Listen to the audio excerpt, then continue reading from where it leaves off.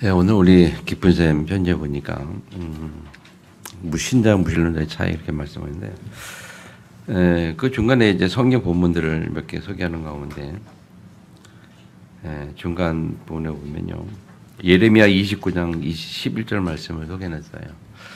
여호와의 말씀이니라 하면서 너희를 향한 나의 생각은 내가 하나니 평안이요 재앙이 아니니라 너희에게 미래와 희망을 주는 것이라.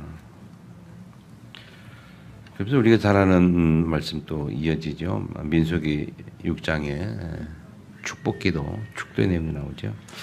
여호와는 내게 복을 주시고 너를 지키를 원하시며 여호와는 그의 얼굴을 내게 비추사 은혜 베푸시를 원하며 여호와는 그 얼굴을 내게 향하여 드사 평강을 주기를 원하노라 할지니라. 이같이 내 이름으로 이스라엘 자손에게 축복할지라. 내가 그들에게 복을 주리라. 그래서 축복할지니 복을 주리라 우리 말씀 나누는데요. 하나님이 우리에게 주시는 것이 평안이고 또 하나님이 주시는 희망입니다. 아멘. 그래서 하나님의 자녀는 하나님 안에서 평안을 찾아야 돼요. 다시 말하면 복음 안에서의 평안을 찾아야 돼요. 하나님 안에서의 희망, 복음 안에서의 소망, 그것을 찾아내는 것이 신자의 가장 큰 축복이에요. 애석하게도 그렇지 못한 신자들을 많이 보게 됩니다. 왜 그런가 하면 하나님에 대한 실제적인 어떤 믿음이랄까요? 실제적인 인식 차이라고 할까요? 지난번에 인식이라는 단어가 좀 말씀드렸는데 하나님에 대한 우리의 인식이 굉장히 좀 많이 달라져 있거든요. 믿음이라는 것은 인식의 차이고 믿음이라는 것은 마음인데 하나님 향한 우리의 마음, 하나님을 향한 나의 인식, 다시 말하면 내가 하나님을 어떻게 인식하고 있느냐, 어떻게 알고 있느냐, 그것이 우리의 생활을 많이 다르게 해요.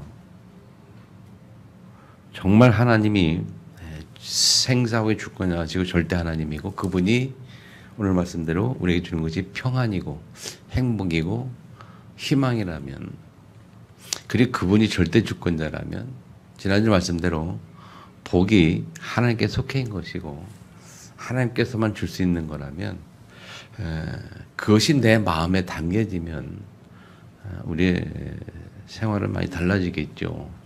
우리 행위는 많이 달라지겠죠. 그리고 예배에 대한 생각이 많이 달라지겠죠. 맞습니까?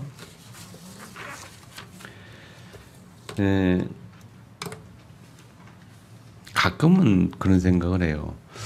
사람에게 있어서 참 행복이 뭘까? 더 나아가서 우리가 산다는 이 삶의 진정 의미가 뭘까? 저는 그런 생각을 참 자주 해요. 왜 사는가 하는 그런 생각. 내가 왜 살고 있지? 무엇 때문에 살고 있지? 뭐 옛날부터 그랬으니까요. 그러다가 목회까지 인도받았습니다만 하는데 우리가 먹고 사는 건 전부가 아닌 것 같은데 가만히 보니까, 제가 보기에 가만히 보니까 사람들 삶의 모습이 거의 먹고 사는 것을 향해서 그냥 달려가는 것 같아요. 사는 모습이 먹고 사는 것 때문에 사는 것 같아요. 먹기 위해서 산다? 그런 말이 많이 써요. 먹기 위해서 살까? 살기 위해서 먹을까? 그런 말을 전에 많이 했는데 여러분 어떻습니까? 여러분 개인적으로는 살기 위해서 먹습니까? 먹기 위해서 삽니까? 그런 근데 가만히 이렇게 보면요, 아무 의미 없이 아무 생각 없이 살 때가 많아요. 우리가 그냥 삶의 모습이 그냥 흘러가는 삶의 모습이 아무 생각 없이 살아가는 거예요. 근데 가만히 보면, 정말 깊이 생각해 보면 그냥 먹기 위해서 사는 것 같아요. 내가 먹기 위해서 살고 먹기 위해서 돈 벌고 육신을 위해서 먹기, 그게 전부가 약간 생각을 참 많이 하거든요. 다시 말하면 삶의 진정 의미를 어디서 찾느냐. 뭔가 이제 뭐 보람이라고 말할 때 뭔가 남겨야 되지 않게 보람 있는 거, 뭐 그런 생각을 좀 해봐야 되는데, 그래서 이제 좀 보람 있게 좀 생각하는 것이 이제 좋은 일 하는 거. 사람이 좋은 일 하면 기분 좋잖아요. 남을 위해 헌신하고 봉사하고 뭐 공원 가서 봉사하고 뭐 이런 거 하면은 또 사람들한테 인정도 좀 받고 존중도 받고 뭐 좋잖아요. 그것도 삶의 그렇게 사는 모습도 그 사람이 사는 삶의 깊은 마음의 만족과 안식은 없는 것 같아요. 일시적인 것이지 없어요. 그다 깨달은 것이 뭐냐면 우리가 정말 사는 삶의 깊은 만족과 안식은 어디에서 올까? 대부분 조건적인 안식과 조건적인 행복과 조건적인 행복이거든요. 평안이거든요. 그러니까 가진 게 갖고 싶은 한 게 많이 원할 때에 있을 때 그것이 가져질 때에 오는 행복, 또 바라는 것이 내게 얻어질 때에 평안하고 행복하고 뭐 그렇습니다만은 한 차원 더 높은 것은 뭐냐면 안 가져도 행복하고 안 가져도 만족하고 없어도 괜찮고 뭐 그런 거 좀 더 수놓은 거 아니겠습니까? 어쨌든 그러다가 생각이 드는 것이 뭐냐면 정말 우리 인생의 근본 만족이 어디냐 볼 때에 결론은 그렇습니다. 사람에게서 찾을 수 있는 것이 아니고 세상에서 찾을 수 있는 것이 아니고 정말 아무리 생각해봐도 그거는 하나님 만날 때에만 가능한 거예요. 아멘. 하나님 만날 때만 우리에게 참 안식과 평안이 있다. 하나님 만날 때만 진짜 행복이 있는 거예요. 하나님 안에서만 가능한 거예요. 그래서 오늘 말씀드린 대로 뭡니까요? 예레미야 29장 11절을 보면 하나님이 우리를 향한 생각이 뭐냐, 축복이 뭐냐, 우리에게 평안 주는 거다. 재앙이 아니라 평안이라. 그리고 너에게 미래와 희망을 주는 것이다. 그래서 진짜 하나님을 제대로 만난 자들은요, 이 참 안식과 행복이 있고요, 참 평안이 있고요. 그리고 더 중요한 것은 미래가 있고 희망이 있어요. 아멘. 미래와 희망이 세상적인 게 아니거든요, 그게.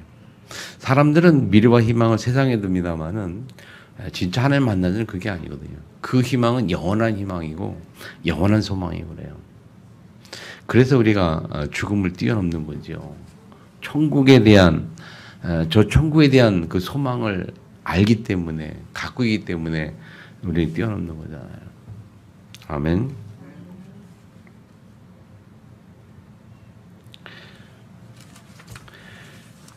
빌립보서 3장에 보면 바울이 1절에 그렇게 말해요. 끝으로 나 형제들아 주 안에서 기뻐하라.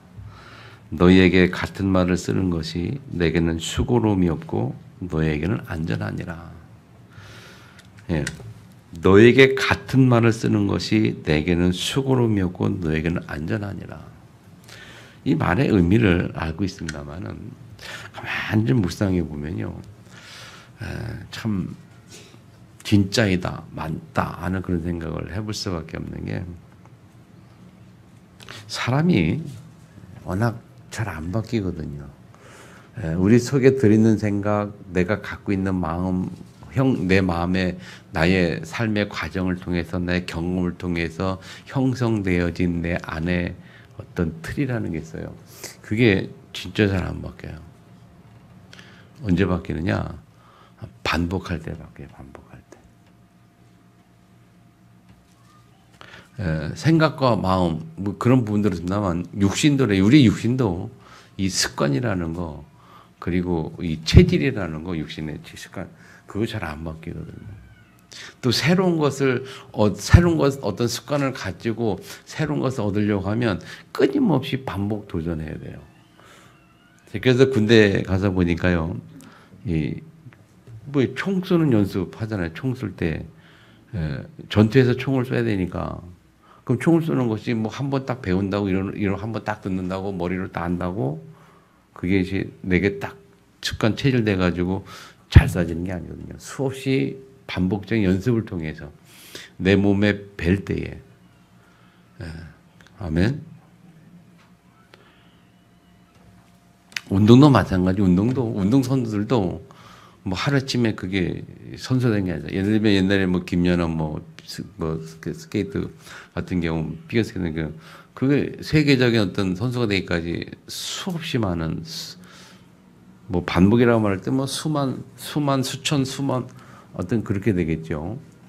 예, 그런 반복 연습을 통해서 우리가 그렇게 되죠. 안 바뀌어요. 그래서 여기 뭐 바울이 그걸 알고 그게 기록한 거 아니겠냐. 가르침을 쓰는 것이 수고를 메고 너의 안전하니라. 그래서 우리 다락방에서도요 계속 반복하는 거 아닙니까? 계속 반복. 이 욕의 특징이 반복하는 거거든요. 계속 반복을 해요.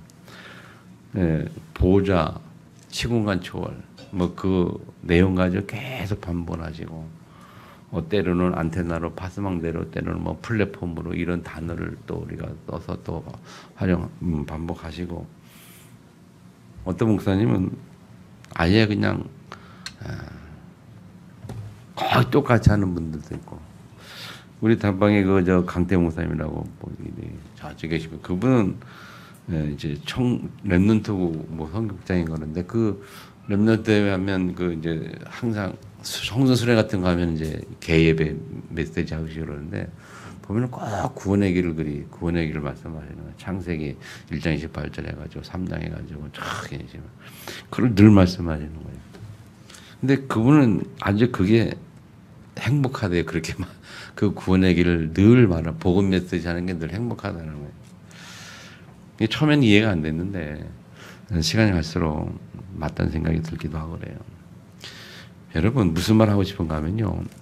우리는 끊임없이 반복해 예배를 드려야 하고 반복해 복음 메시지를 들어야 하고 반복해서 자꾸 말씀을 들어야 그래야 바뀐다는 겁니다. 아멘. 한 번 딱 들어보고 맞는 얘기 이해했어. 그 다음에 또 두 번 들을 때 또 그 지나고 또 세 번 되면 5번 들을 때 또 그 얘기 맨날 똑같은 얘기 하면서 내가 안 듣기 시작하면 이제 그때부터는 안 바뀌는 거예요. 그 단계를 넘어서서 계속 들을 수 있어야 나를 바꿔갈 수 있어요. 우리의 습관이라는 게요, 생각이라는 게 우리 그런 날 쓰잖아요. 각인된 것은 옛날에 예수 믿기 전에 각인된 불신앙에 의해서 뿌리 내려진 생각들, 하나님 믿지 않는 복음이 없는 상태에서의 우리 마음속 생각 깊이 자리 잡은 그런 틀들이 안 바뀌거든요. 안 바뀌니까 예수를 믿고 구원을 받았는데 신분 상태는 완전히 변했는데 하나님 권세가 나타나기까지는 힘든 거예요. 왜 힘드냐? 그게 안 바뀌니까요. 권세라는 것은요, 이거는 내가 각인 체질이 바뀔 때 나타나는 거란 말이죠. 그래서 군대에서 총을 잘 쏜다 할 때에 그 사람은 아주 많은 반복을 통해서 완전 체질이 딱 잡혔고 틀이 딱 잡혔기 때문에 잘 쓰는 거란 말이에요. 운동선수 운동을 잘하고 금메달따는 것은 오랜 반복을 통해서 딱 틀이 잡히고 쉽게 말하면 어떤 각이 딱 그게 나왔기 때문에 그냥 습관적으로 그냥 그때는 뭐 그냥 자기가 머리를 신경 쓰지 않아도 그냥 습관적으로 나오는 거란 말이에요. 우리가 어느 정도 복음을 반복해야 되냐면요. 그냥 습관적으로 그냥 우리 대화에 할 때마다 어떻게 사람과 대화할 때마다 습관적으로 나도 모르게 창세 3장 나오고 창세 28장 나오고 한 형상 나오고 뭐 신문 그렇게 나와야 되는 거거든요. 맞습니까? 근데 우리 한 주간 대화 보면요, 그렇지 않잖아요, 사실은. 한 주간 우리가 삶의 모습에서 말씀을 대하는 시간이 많지 않잖아요. 그래서 우리가 대적 다락방에 그 얘기하는 거 아닙니까? 강단 메시지를 끊임없이 계속 매일매일. 그래서 안양동부교회 같은 경우 이렇게 보면요, 참 근동 목사님 개인적으로 좀 좋아하는 면이 있는데 그분 가끔 메시지를 보면요, 그분도 거의 메시지 거의 똑같아요. 맨날 보호자의 축복, 보호자. 그 유 목사님이 요새 이 보호자의 축복, 트리니티 해가지고 보호자의 축복 얘기 그 얘기 나올 때가 한 2, 3년밖에 안 된 것 같은데 제가 보기에는. 근데 이 김동훈 목사님은요, 한 15년 전부터 맨날 그 교회 그 특징 단어가 뭐냐면 보호자예요, 보호자. 보호자의 축복이었거든. 그게 이제 요새 이 목사님이 다른 전제버렸는데 늘 보호자의 축복 얘기예요, 항상. 그러니까 한 주간에도 뭐 수없이. 그리고 그게 특징은 주일 딱 11시 강단 딱 메시지 딱 그게 한 주간 내내 교회에서 교회에서 그리고 새벽기도에 그 부역자에 돌아가면서 하잖아요. 돌아가면서 하면 부역자들이 그 강단 메시지까지 일주일 내내 똑같이 하는 거야. 그거. 아주 똑같이 하는 게 아니고 부역자들이 이제 머리 쓰는 게 뭐냐면 이 메시지를 어떻게 좀 이 내 핵심 내용을 가지고 어떤 다른 방법을 가지고 다른 걸 통해서 어떻게 이걸 또 반복할까 그런 고민하면서 메시지를 준비하는 거예요. 그게 부역자들. 그리고 그 다음 주에는 각 기관에서 그 전주 강단 메시지가 다 각 기관에서 메시지 흘러나가는 거예요. 뭐 태양안부, 뭐 중고등고속에서 향부까지 다 이렇게 기관에서. 그러니까 메시지가 다 이렇게 반복이 되니까. 그리고 또 특징 하나가 저희가 참 제가 본받고 싶은 게 하나가 뭐냐면 기도를 잘해, 기도. 예, 새벽 기도도 합니다만은 그게 특징은 구시 기도라고 저녁 9시. 매일 밤 9시에 항상 교회에서 기도회를 해요. 구시 기도회. 몇 명이 나오든 어쩌든. 예. 그래서 거기도 이제 부역자가 들어가면서 간단히 한 15분, 10분, 뭐 15분 때 예배 간단히 하면서 이렇게 하고 그러는데, 예. 이게 무슨 얘기예요? 반복이거든요. 계속 반복. 훈련이란 말이에요.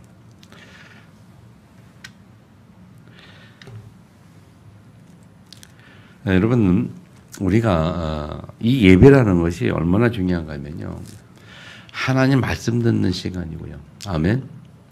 우리의 영혼이 하나님 앞에 말씀을 통해서 좀 새로워지는 그런 시간이고, 말씀이 내 마음에 담기면서 내 영혼이 하나님 앞에 세워지는 그래서 내가 스스로 살아가는 육신의 힘이 아닌 하나님이 주시는 영적 힘을 얻어서 그 영적 힘을 가지고 한 주간 살아갈 수 있는 가장 축복된 시간이 이 시간이에요. 아멘. 정말 여러분 진짜 깨닫기 바랍니다. 예배가 왜 중요한지, 얼마나 중요한지 진짜 마음에 담아야 돼요.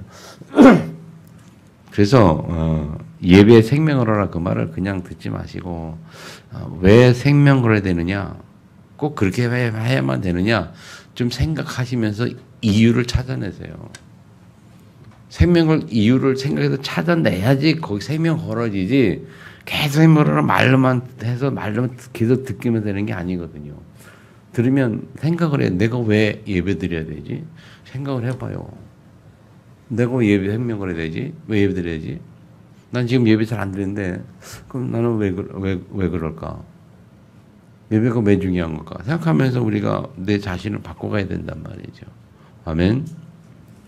승리하시기 바랍니다. 그래서 오늘 본문의 내용은요, 모세의 유업인데 제목이 모세가 남긴 겁니다. 그렇게 사는 인생 속에서 모세가 남긴 것, 우리에게 남겨진 것. 유업이라는 것은 남을 유자에다 어법자인데, 남겨진 게 뭐냐. 그 내용이거든요. 아멘. 자, 사람은 누구나 하나님 앞에 부름을 받는 그날이 옵니다. 그죠? 언젠가는 와요. 시간표는 정확히 아는 사람이 한 명도 없습니다. 몰라요. 대충 짐작할 수 있습니다만은 정확히 모르죠. 뭐 어떤 사람은 건강에 살다가 갑자기 가는 사람이 있고, 어떤 사람은 금방 돌아가실 것 같은데 안 돌아가시는 거야. 그렇게 돌아갈 것 같다가 살아나가지고 또 돌아가 또 살아나가지고 그렇게 뭐 오래 5년 10년 사는 사람도 있고, 어떤 사람 건강하다 갑자기 가는 사람도 있고. 그래서 누구나 이 시간표는 알 수가 없잖아요. 어쨌든 중요한 거는 저 세상 가고 난 다음에, 하늘 가고 난 다음에 남겨지는 게 있다는 겁니다. 누구의 인생이든 남겨진 것이 있어요.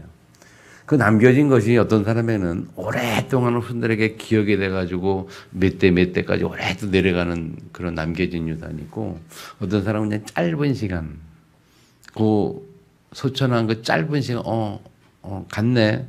어떻게 살았네. 그런 사람이었어. 짧은 시간 기억되다가 잊혀지는 사람이 있겠죠.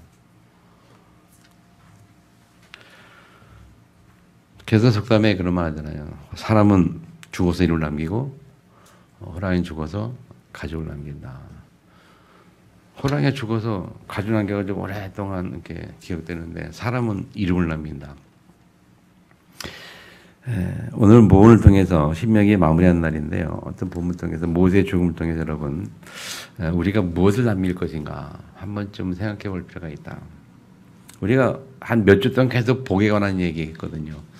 신명기 28장부터 해져가지고 순종하는 자에게 주는 복, 저주와 불순종하는 자가 받는 저주, 그래서 순종 어떻게 할 것이냐, 생명 가진 자, 생기 있는 자, 생명 가진 자가 순종할 수 있다. 우리 말씀 나누죠. 29장에서는 모아드 세조 언약을 통해서 애국과 광야에서 하나님이 하신 일들을 우리가 기억하면서 우리가 어떤 언약을 우리가 하나님께 가지고 서야 할 것인가. 3장에 보면 하나님의 복을 받으면 제목을 가지고 우리가 어떻게 복을 받느냐. 하나님 앞에 마음을 다해 성품을 순종하라 그랬고 말씀을 가까이 둬라. 그리고 말씀을 그 가까이 든 말씀 가지고 현장에 가지고 가서 현장에서는 말씀을 따라서 말씀 흐름 따라간다. 그래 보면 다 복을 받는다 했고요. 지난주는 복의 근원이신 하나님. 복의 근원이 어디 있느냐? 하나님께 있다. 그래서 하나님의 복의 근원인데 하나님이 모세를 통해서 복을 줬다. 모세를 통해서 복을 줬다 그랬고 복이는 하나님께 모세를 통해서 줬다. 그래서 모세가 준 축복, 제사장의 축복, 믿는 자의 축복 해가지고 받고요. 그래서 마지막에 믿는 자는 복을 비는 자다. 현장에서 복을 비는 자다. 그렇게.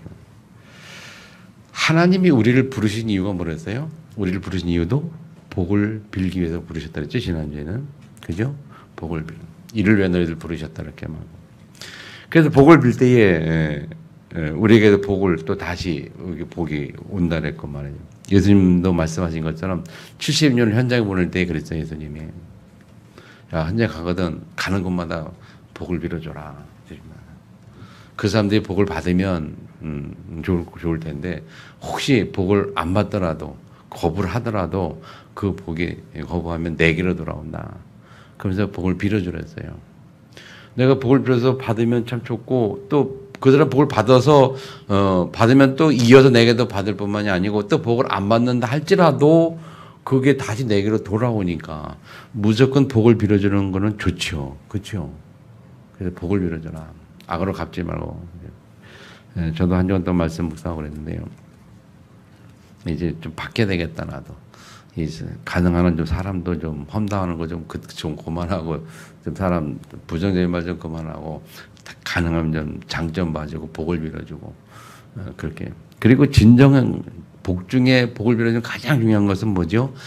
그 사람이 우리 주변 사람이 예수를 믿고 하나님 만나도록 그게 가장 좋은 복을 비는 기도죠. 그죠? 그 기도가 참 필요하고요, 우리에게. 그렇게 쭉 얘기했다면 그런 가운데 이제 오늘 메시지가 뭐냐. 그러다가 이 모세가 이제 마지막 하나님 부름 받으면서 남긴 것이 뭐냐. 우리가 진짜 복은요. 진짜 복 중의 복은 마지막에 무엇을 남겨가느냐. 그것이 굉장히 복인 것 같아요. 내가 죽고 날 때에 남겨진 게 무엇이냐에 따라서 가장 복이 아니겠냐. 그래서 우리 후대들이 우리 나를 보고 후대들이 우리 엄마, 아버지, 할아버지, 할머니 뭐 누구누구는 정말 그렇게 칭찬하고 정말 그분들 때문에 지금도 우리가 얼마나 좋겠어요. 할머니, 할아버지, 증조, 고조 그분들 덕분에 지금 내가 있다. 그분들 축복 속에 은혜 속에 지금 내가 있다. 라고 후순 느낄 때에 얼마나 행복하겠습니까? 저 하늘에 가서도 볼 때에 행복하겠죠. 여러분 진짜 모세처럼 남기는 그런 유업이 있기를 축복합니다. 그 유업 중에 가장 중요한 유업이 뭐라고요? 신앙의 유업, 믿음의 유업이 가장 중요한 거야. 오늘 본문의 모세가 남긴 게 뭐냐면 첫 번째 모세 남긴 것은 그의 삶을 통해서 남긴 것이 있어요. 첫 번째 뭡니까? 출애굽의 역사. 하나님의 한마디로 말하면 하나님의 일을 남겼는데 그 첫 번째가 뭐냐? 출애굽의 역사입니다. 출애굽. 오늘 본문에 보면 34장에 우리 11절 12절에 보면 여호와께서 그를 애굽 땅에 보내사 바로와 그의 신하와 그의 온 땅의 모든 기적과 기사와 모든 큰 권능과 위엄을 행하게 하심에 이스라엘 목전에서 그것을 행한 자이더라. 모세가 출애굽 애굽에서 나올 때 바로 왕과의 관계에 있어서 10가지 기적 그리고 홍해의 기적들 그런 더 나아가서 광야의 광야를 속에서 하나님의 일들을 보여줬던 광야 갈 때에 하나님의 지도자로 하나님의 선지자로 하나님의 일을 행했고 하나님의 역사를 보여줬던 그것이 모세가 남긴 인생입니다. 그 이전에 왕궁에서 인생은 뭐 그렇게 중요하지 않았어요. 모세의 인생의 가장 중요한 인생이 뭐냐면 마지막 40년 80세부터 회시까지의 그 인생이 참 축복된 인생이었어요. 그 전까지 물론 다 준비였겠습니다만은 그 인생이. 그래서 그 광야 속에서 뭡니까? 행했던 일 중에 중요한 것들이 뭐냐면 이스라엘은 그렇게 끊임없이 원망 불평하는 이스라엘 백성 속에서 하나님과의 관계 속에서 중재자로 하나님과 백성의 중재자로서 하나님 앞에 끊임없이 엎드려 기도했고 하나님과 서로 토론하고 대화하고 뭐 백성들이 막 하나님이 화가 나가지고 백성들 조절하면 모세가 하나님 앞에 대하여 차라리 내 목숨을 걷어가 달라 말이지 당신 자녀들이 그렇게 한번 모르겠습니다 막 얘기하면서 백성들을 하나님 앞에 살려내고 하나님의 저주가 또 들림하게 하고 말이죠. 이 중재 역할을 참 잘했어요. 그래서 제가 목회의 롤 모델을 성경에서 찾아라면 이 모세를 생각하는 모델을. 그 성경은 하나님은 모세 보고 뭐랬냐면 모세가 지구상에서 가장 온유한 자다. 그런데 가만히 보면 그렇게 온유한 사람은 아닌 것 같았거든요. 사실 어떻게 보면 약간 다혈질 비슷한 그런 것도 있지 않았겠습니까? 왜냐하면 자기 민족을 죽이는 그 사람 보고 욱해가지고 가서 한 번에 끝내버렸잖아요. 그런 건 문제 좀 있는데 하나님이 온유하다고 말할 때에 그 표현은요. 하나님 앞에 섰을 때에 하나님과 이스라엘 백성 사이에 그 모세가 행한 일들을 보면 그거는 인정이 되거든요. 왜냐하면 하나님 앞에서 볼 때에 이 백성 관계 속에서 끊임없이 인내하고 참으면서 그 원망 불평 그거 다 들어주고 인내하고 참으면서 하나님 앞에도 이렇게 대화를 했으니까요. 만나 매출하기 반석에서 물 나는 거라든지 성막 예배제도 쭉 레이기의 예배제도 정리하고 성막 세우게 하고 12지파를 세우고 말이죠. 그런 많은 일들을 했단 말이에요. 그러면서 가장 중요한 세 번째 뭐냐면 이스라엘 회복인데요. 오늘 33장에 보면 26절에 보면 여수르니여 하나님 같은 이가 없도다. 그가 너를 도우시려고 하늘을 타고 궁창에서 위엄을 나타신도다 그랬네요. 이 여수르니라는 단어는요. 이 이스라엘을 말해요. 이스라엘. 그래서 이스라엘이여 하나님 같은 이가 없다. 이스라엘 너를 도운 하나님 같은 이가 없는데 어떤 하나님이냐면 너희들을 돕고 너희들을 도우려고 하늘에서 탁 하나님의 능력 보좌 능력으로 이 땅에 오셔서 이스라엘 백성을 도우시고 구원하시는 그 하나님이 얼마나 너희들에게 귀한 존재냐 얼마나 그 하나님 멋이냐 그런 의미거든요. 이게 하나님 얼마나 너 하나님 같으니까 왜 너희들을 그렇게 구원하고 돕고 그렇게 했단 말이죠. 그러면서 연한 처소가 돼가지고 이스라엘 보면 네팔에서 대적들을 쫓아내시고 멸하게 되었고 말이에요. 그러면서 29절에 보면 너는 행복한 사람이다. 이스라엘 너는 행복한 사람이다. 연약을 너가 얻은 자가 얻은 백성이 누구며 그는 하나님 놀이죠. 하나님은 너를 돕는 방패시요 영광의 칼이다. 영에서 보면 세 가지도 있거든요. 거기 보면 하나님은 너의 방패시요 그리고 헬퍼, 너를 돕는 자시요. 그리고 your glorious sword, 내가 영광의 칼이다. 영광의 칼이란 말은 뭐냐면 줄석 보니까요. 하나님이 모든 하나님의 능력으로 사단의 머리를 깨뜨려 사단의 싸움에서 우리를 무너뜨리고 사단과 싸움에서 하나님이 다 물리치고 이기시고 그리고 우리를 도우시면서 그걸 통해서 영광을 받으시는 하나님. 예, 그래서 네 영광의 칼이라. 그 표현이 우리의 영광에 하나님이 역사하시고 우리의 삶 역사하셔서 그의 힘을 나타내시고 나를 통해 영광 받으신 하나님의 그런 말이거든요. 그리고 우리 모든 대적들을 다 이기시고 말이에요.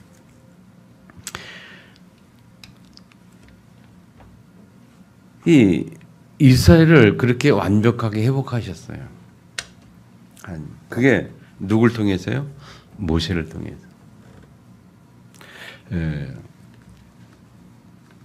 그 광야 속에서 하나님 끊임없이 하나님 앞에 모세가 엎드려 기도했잖아요.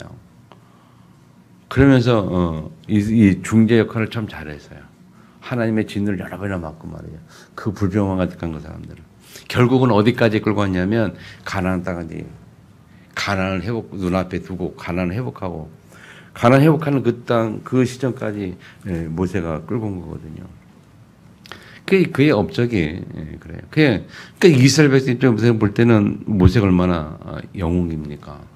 그래서 하나님이 모세의 시체를 사람들이 못 찾겠다 그러잖아요. 그 성경에 보면 모세가 죽었는데 시체가 없어요. 왜? 이스라엘 백성들이 그렇게 무슨 성일까봐 없앴다고 용담 말씀하셨는데 모세는 시체가 없어요. 죽었는데. 그 모세의 삶의 역사는요. 하나님의 역사로 탁 보면 기가 막히죠. 우리가 부모들이 우리 랩런트들 앞에서 여러분 좀 생각해보고 기대해볼 것은 자녀들이 우리를 볼 때에 나의 삶을 통해서 하나님의 역사를 보는 것. 그렇죠. 중요한 게 없어요. 부모된 여러분들은요. 랩런트에게 나의 삶을 통해서 하나님의 역사를 보여줘야 됩니다. 내가 체험한 하나님의 역사, 나와 함께 하시는 하나님의 사랑, 하나님의 은혜, 그런 것들을 자녀들이 볼 때에 그게 진짜 축복이에요. 그렇게 될 때에 내가 살아있는 동안 자녀들이 예수 안 믿고 방탕 어쩌고 해도 내가 죽으면 하나님의 역사가 끝까지 남아있어요. 그래서 모니카라는 여사가 누구죠? 아들이 누굽니까? 알아요? 모니카에서의 아들이 누구예요? 성 어거스틴. 그 어거스틴이 그렇게 방탕했잖아요. 뭐 술 먹고 뭐 하고 뭐 여자 놀고 뭐 세상에 방탕은 다 했는데 방황은 다 했는데 근데 그 어머니가 끊임없이 기도하고 그렇게 해도 그렇게 회심 안 했어요. 어머니가 돌아가시고 나서 이 친구 회심을 했어요. 그래서 어거스틴이라는 자가 회심해가지고 앞에 붙여진 자가 뭡니까? 붙여진 거에 성자가 붙여졌어요. 성 어거스틴. 그 어머니의 기도, 그 어머니의 어머니가 믿는 그 하나님, 그리고 어머니가 체험했던 그 하나님이 보여지지 않고 느껴지지 않다 살았을 때에 어머니 돌아가시고 나서 어머니 남긴 성경책을 통해서 이 어거스틴이 회심하는 거예요. 아, 하나님의 역사를 체험하고 어머니 인생 속에 역사했던 하나님의 역사를 그때서야 깨닫고 보게 되면서 그 하나님을 받아들이게 돼요. 그러면서 성자가 붙었어요. 여러분, 부모는 정말 부모라면 자녀에게 세상적이고 뭐 그렇게 쓰지 말고 그냥 진짜 신앙의 모습을 보여줘야 돼요. 하나님 신뢰하는 모습. 막 어려움과 힘든 일 왔을 때에 탁 하나님 앞에 서서 막 의연한 모습, 막 불평, 원망 안 하고 또 염려, 걱정 안 하는 그 의연한 모습 같은 거라든지. 아니, 한다 할지라도 하나님 앞에서 기도하는 모습이라든지 말이에요. 그래서 자녀들이 볼 때, 하나님이 살아계시는구나. 우리 엄마 보니까. 아멘. 정말 기도하시 바랍니다. 그런데 매주 주일 드린 예배, 대한 생각도 많이 달라져야 되겠죠, 그렇다면. 근데 우리 부모님이 주일날 예배를 침침하면 잘 빠지신다. 이런저런 일 때문에 그러면 애들도 우리도 심지어 예배 빠져야 되는구나. 뭐 그런 거 보여주는 거 아니겠습니까? 그냥 보여주는 거죠. 예배 생명 거는 모습. 정말 중요합니다. 아멘. 생명 건다는 말은 무슨 말인가 하면요. 또 생각해 보면 하나님이 살아있다는 말이거든요. 하나님이 살아계지 않다 생각하면 생명 안 걸겠죠. 생명 건다는 말은 내가 하나님이 살아긴다 라는 확실한 믿음이 존재된 거 아니겠냐. 그죠? 생사복의 주권자 하나님이 예배가 가장 중요하다. 예배를 통해서 말씀하시겠다. 확신한다면 예배에 생명을 걸고 우리가 와야 되겠죠. 근데요, 안타까운 사실은 정말 예배가 그렇게 그냥 막 쉽게 잘 빠지는 거 보면 안타까운 거예요. 예배를 쉽게 이렇게 잘 빠진다 생각하면 그분 하나님이 그렇게 쉬운 존재인가? 거꾸로 말하면 그렇지 않겠어요? 오늘 무슨 예배 빠져. 어디 뭐 주일 예배 오늘 말씀 주일 예배 성수해야 되는데 무슨 예배 못 가 그러면 하나님이 그밖에 안 되나?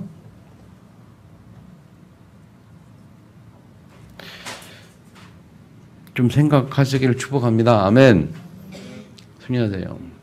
그러면서 두 번째 그 남겨 중에 제일 중요한 게 뭐냐면 두 번째 제자라는 거예요. 제자. 그 율법 중에 가장 중요한 게 제자라는 겁니다. 제자. 그 제자가 누구예요? 여호수아. 여호수아 진짜 한 명 남겼는데 한 명 이제 갈렙까지 2명 남겼는데 오늘 성경에 여호수아가 많이 나오잖아요. 정말 멋있는 제자를 남겼어요. 간단 성경을 3개 써놨습니다, 여러분. 신명기 1장 30절에 보면 뭐라냐면 내 앞에 서 있는 너희 아들 여호수아는 그리로 들어갈지니 가나안 들어간다는 얘기죠. 너는 그를 담대하게 하라. 그가 이스라엘에서 그 땅을 기업으로 차지하게 하라. 하나님 모세에 보고 너는 여호수아를 담대하게 하라. 그 말은 여호수아에게 제자 훈련시켜라. 뭐 그런 의미도 있지 않겠어요? 여호수아를 제자로 삼아 훈련시켜라. 너희 후계자로 잘 세워라 말이죠. 아멘. 3장 28절에는요. 너는 여호수아에게 명령하고 그를 담대하게 하며 그를 강하게 하라. 그래서 여호수아에게 그렇게 여호수아를 어떻게 훈련시키냐? 담대하게 하라. 강하게 시켜라. 훈련시켜라. 왜? 이유가 뭐냐? 이 백성을 건해야 하기 때문에. 이유가 뭐냐? 하나님의 남겨진 유업을 할 제자가 있어야 하기 때문에.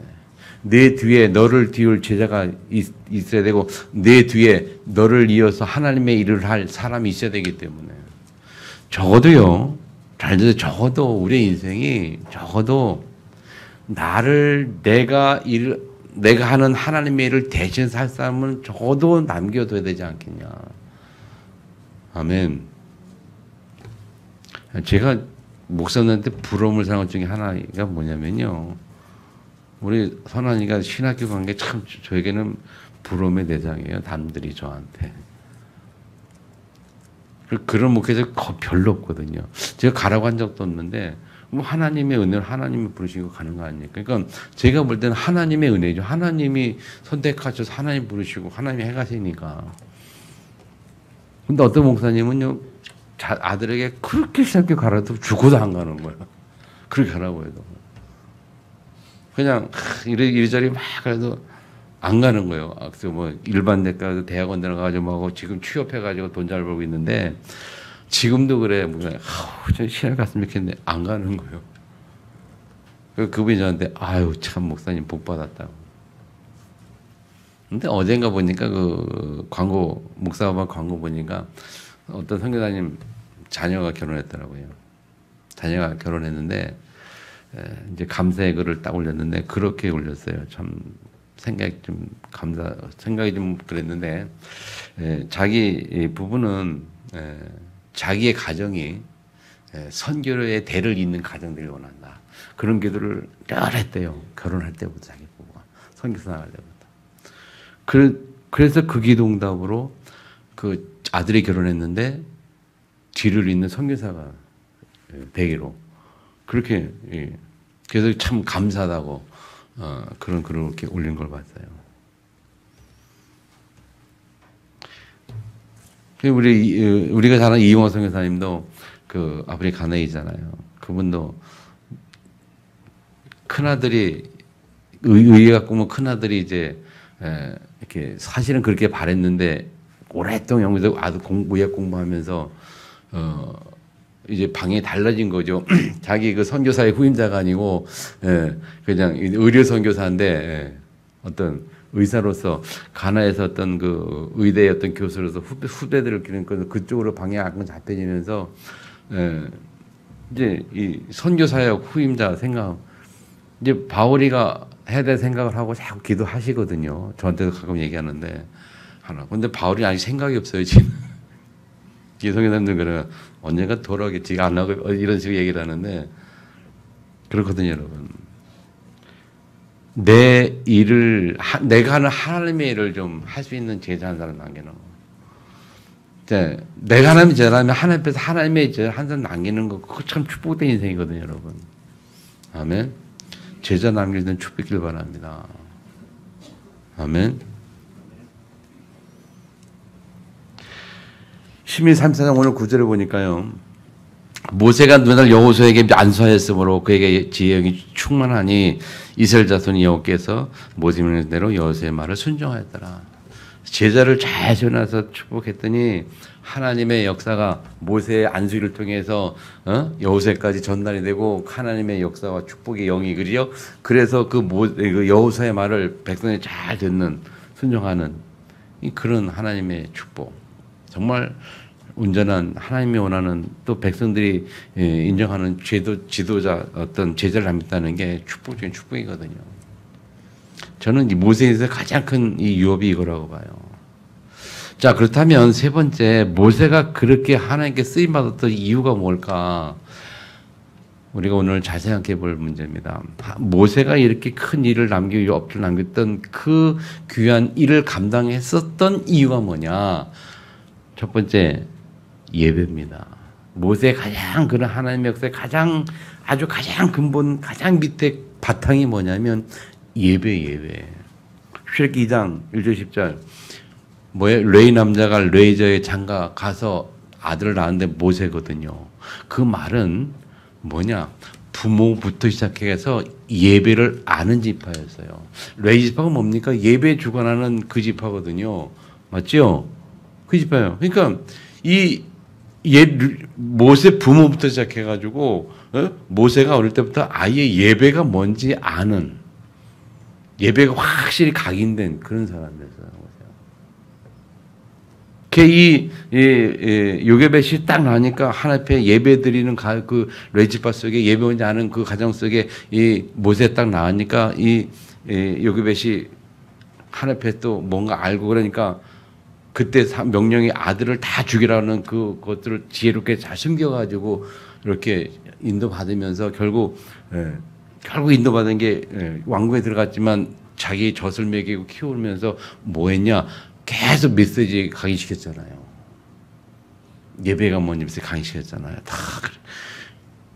그게 어릴 때부터 이 모세가 뭘 하냐? 메시지를 들으면 예배가 뭔지 알았다는 거예요. 예배가 뭔지 알았다는 또 다른 말을 말하면 하나님 앞에 섰다는 거고 하나님이 누군지 알았다는 거고 하나님 앞에 서서 생각할 수 있었던 사람이었다는 거예요. 쉽게 말하면 믿음이 있었다는 거거든요. 아멘. 우리 자녀들이요. 하나님 앞에 서는 그것이 얼마나 축복인지 몰라요. 자녀들 하나님 앞에 서게 만들어야 돼요. 세상 앞에 서게 만들지 말고 사람 앞에 서게 만들지 말고 부모 앞에 서게 만들지 말고 하나님 앞에 설 수 있도록 만들어야 된다니까. 잘 이해할 수 있고 축복 누리기 바랍니다. 그거 가지고 자녀들한테 팍 그냥 아주 그냥 생명 걸어야 돼. 하나님 앞에 설 수 있도록 자녀들이.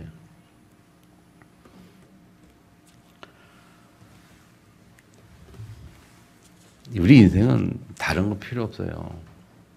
뭘 많이 남겨준다, 재산을 뭘 남긴다, 그거 좋은 생각입니다만 사실은 더 그렇게 중요하잖아요. 더 중요한 거는 자녀들이 평생 살아갈 수 있는 사상, 평생 살아갈 수 있는 생각, 평생 살아갈 수 있는 가장 근본적인 믿음이라는 거예요. 돈을 남겨주는 것보다 육신적인 생각보다 그들에게 남겨진 정신이 더 중요한 거 아니겠습니까? 우리는 뭡니까? 믿음입니다. 하나님 앞에 믿음을 남겨줘야 돼요. 하나님 앞에 사는 자가 된다면, 그래서 내가 남겨준 것으로 애들이 누리는 것이 아니고 하나님이 주시는 복을 누린다면 그보다 더 큰 게 어디 있어요. 내가 아무리 10억 100억 많이 남겨줘봐야 그보다 하나님이 주신 복을 누리는 비밀을 가지고 그 유산을 남겨줬다면 더 확실한 거 아니겠습니까? 세상의 유산은 없어질 수 있지만 하나님의 유산은 없어지지 않아요. 맞지요? 영원한 유산이거든요. 두 번째 모세가 왜 쓰임받았냐면 언약이에요. 언약. 무슨 언약이 확실했냐? 피언약이에요. 구약의 피언약. 지금 우리는 말하면 뭡니까? 지금 우리는 그리스도 언약이에요. 예수가 그리스도, 오직 한 단어 그리스도 언약, 이것만 확실히 심어지면 다 끝난 거예요. 다른 거 필요 없어요. 그죠? 그리스도 외에 더 중요한 게 뭐가 있습니까? 우리 세계 모든 문제는 그리스도밖에 없잖아요.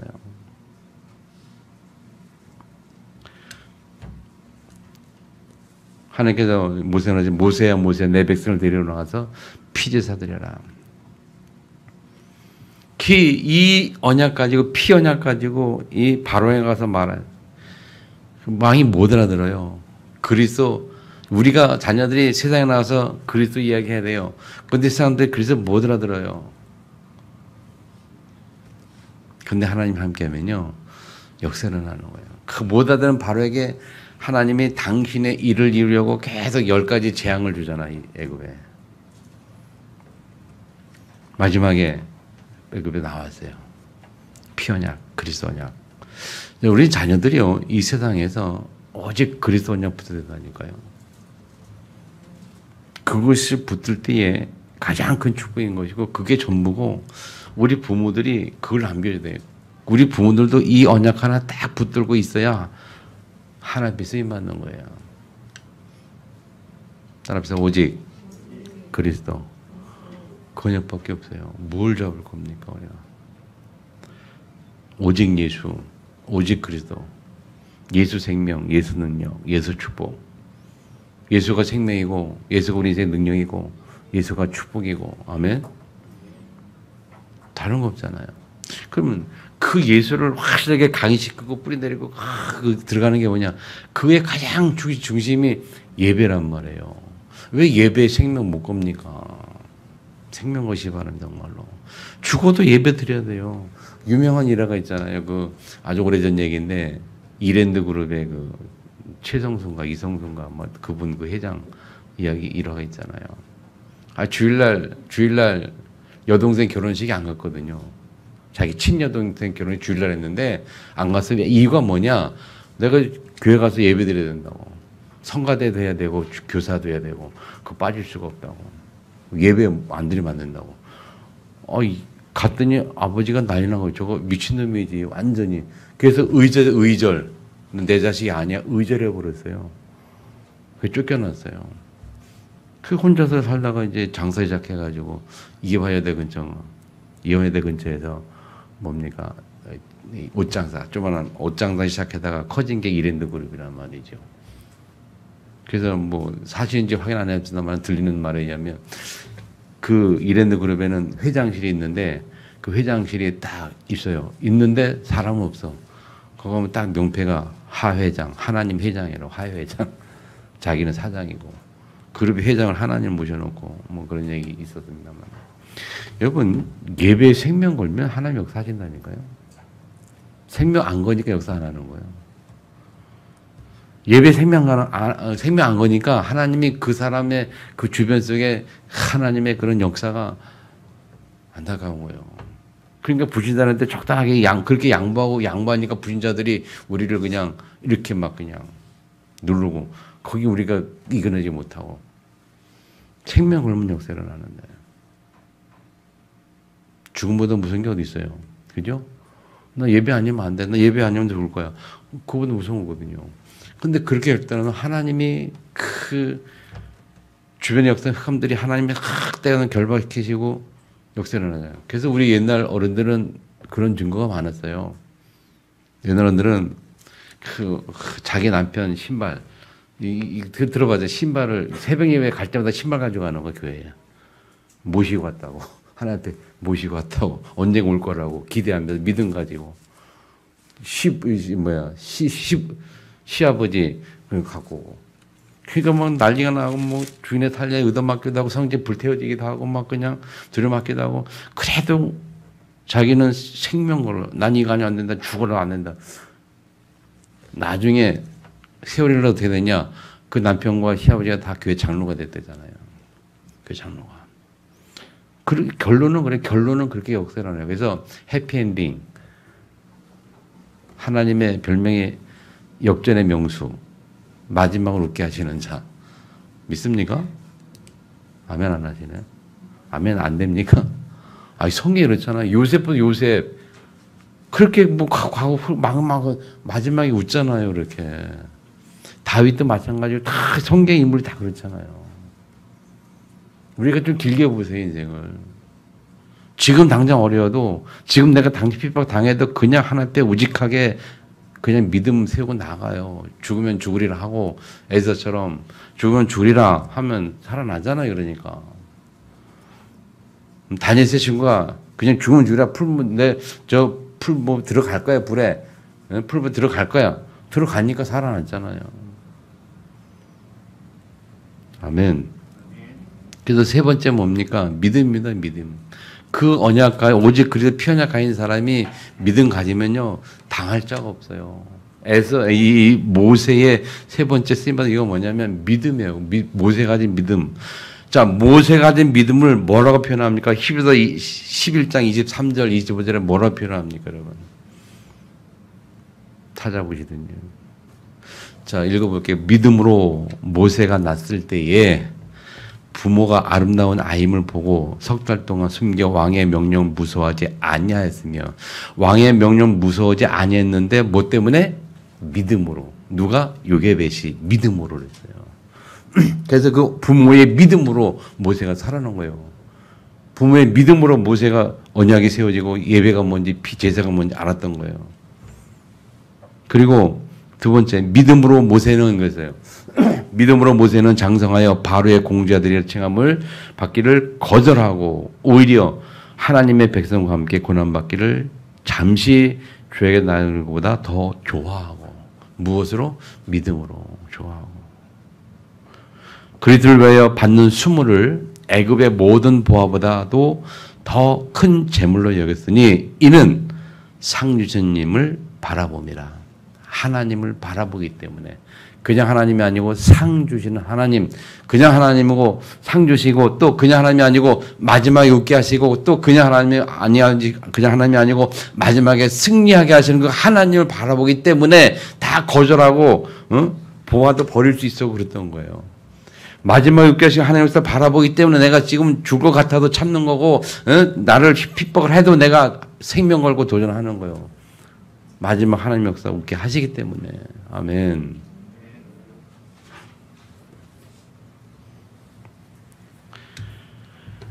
그리고 믿음으로 애굽을 떠나 왕의 노함을 무서워하지 아니하였고 보이지 아니하는 자를 보는 것 같이 하여 참았으며 믿음으로 유월절과 피 뿌린 예식을 경하였고 이 기가 막히게 하면 여러분 믿음 유월절 예식 그 얼마나 그게 기가 막힙니까? 모세가 믿음으로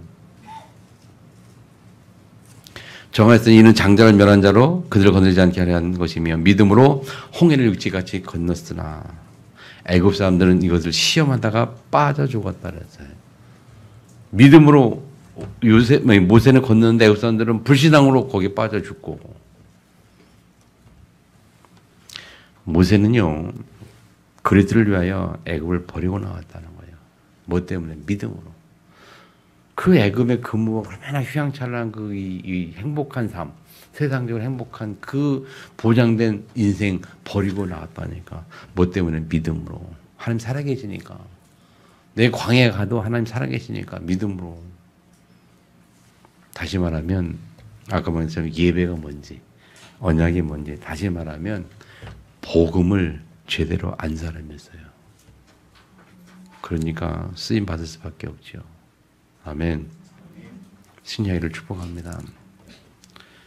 자, 결론 맺습니다. 우리는 모세보다 더 큰 업적을 남길 수 있는 시대를 살아갑니다.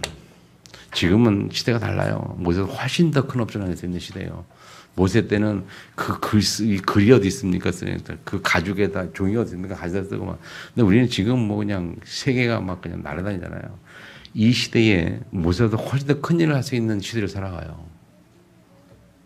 마음에 딱 담으시고 분명 확실하고 영원한 것 딱 붙잡으면 돼요. 뭡니까? 오직 예수, 오직 그리스도, 오직 하나님 나라, 오직 성령, 분명 확실하고 영원한 것 딱 붙잡으면 됩니다. 그러면 하나님 원하시는 업적을 우리가 남길 수 있는데 모세보다 더 큰 업적을 남길 수 있는 사람도 될 수 있어요. 승리하시기를 주면을 축원합니다. 네, 말씀 기억하면서 통성 같이 한번 기도를 원합니다. 살아계신 아버지 감사합니다. 은혜 가운데 역사하시고 축복하시고 다시 축복하셔도 살아계신 하나님 이욥에 남긴 시간으로 이욥을 남처럼